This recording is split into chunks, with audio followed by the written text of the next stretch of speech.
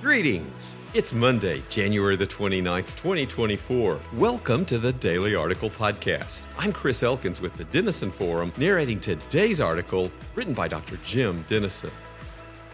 Taylor Swift was in the news yesterday as she watched her boyfriend, Travis Kelce, play tight end for the Kansas City Chiefs. He made 11 catches as his team defeated the Baltimore Ravens and will face the San Francisco 49ers in the Super Bowl. However, Swift was also in the news earlier in the week as millions of people came across fake, sexually explicit, AI-generated images of the pop singer on social media. No federal law in the U.S. prevents or deters someone from creating and sharing non-consensual deepfake images, though Congress is beginning the process of considering such legislation. People seldom make products for which there is no market. Online pornography has nearly doubled in the last 5 years to a $1.1 billion industry. And this is just the tragic tip of the moral iceberg. The Wall Street Journal reported recently that, quote, open relationships are having a moment. According to the article, 22% of Americans say they have engaged in consensual non-monogamy.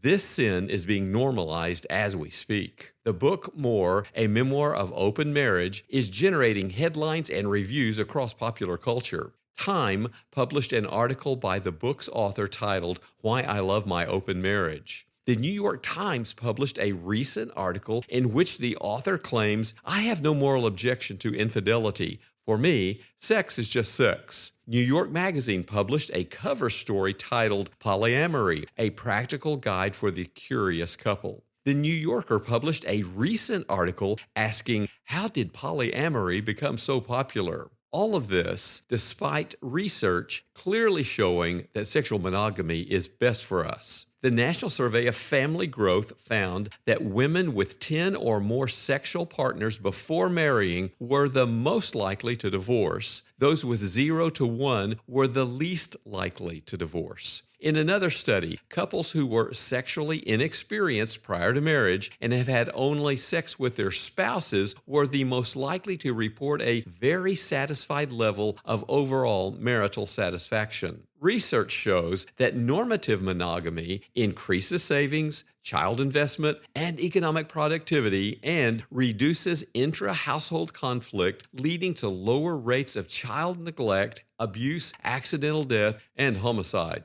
The dangers of pornography are similarly well documented, with clear causal connections to adultery, divorce, physical violence, sex trafficking, addiction, and even brain damage in those who consume it. God warns us in 1 Corinthians 6, verse 18, to flee from sexual immorality, and in Hebrews 13, verse 4, to let the marriage bed be undefiled. Once again, secular research proves His word to be right. Why then is there such a market for pornography and a growing interest in adulterous relationships? Because they combine Satan's perennial temptation from Genesis 3 verse 5 to be our own God with the lure of physical and emotional pleasure popularized by the media-infused normalization of immorality in our broken culture. All in a package that promises the fiction of a victimless sin between consenting adults. AI-generated virtual reality is now making pornography even more immersive, graphic, and destructive. What happened to Taylor Swift last week could happen to anyone, including your family and mine. The digital accessibility of pornography, coupled with the normalizing of adultery, will make the plague of sexual sin even more devastating in coming years. In response, let's take 5 biblical steps today.